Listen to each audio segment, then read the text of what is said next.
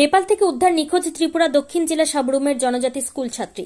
গত 19 অক্টোবর ত্রিপুরা দক্ষিণ জেলা সাবরুমের কমলাজোত গ্রামের একটি ভাড়া বাড়ি থেকে নিখোঁজ হয়ে গিয়েছিল জনজাতি এক স্কুল ছাত্রী।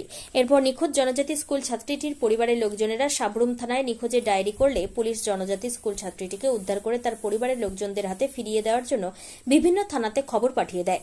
অবশেষে নেপাল থেকে উদ্ধার করা হয়েছে জনজাতি স্কুল ছাত্রীটিকে। আজ তাকে নিয়ে আসা হয়েছে সাবরুম থানায়। জনজাতি স্কুল ছাত্রীটির বাড়ি সাবরুম মহকুমার বৈষ্ণবপুর গ্রামে। যে ছেলেটি ওই জনজাতি স্কুল ছাত্রীটিকে নেপালে আটকে রেখেছিল তাকেও গ্রেপ্তার করেছে সাবরুম থানার পুলিশ। ত্রিপুরা থেকে বিক্রম কর্মকারের report, crime press Bengal news. আমার মেয়ে আজকে 20 দিনের মাথা আজকে যে সাবরুম থানা এসডিপি সাহেব আর ওসি সাহেব আর আয়ু অনুযায়ী আজকে এই কাজটা কইরা আমার মেয়ে খুব সাফল্য হয়ে গেছে পাওয়ার জন্য আমি উনাকে অনেক ধন্যবাদ জানাই। কোন জায়গা থেকে হয়েছে? এটি নেপাল থেকে উদ্ধার করছে।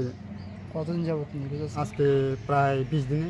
সাবরুমে কোনখানে থাকতো? সাবরুমে দীপঙ্কর চক্রবর্তী বাড়িতে থাকতো। আর উনি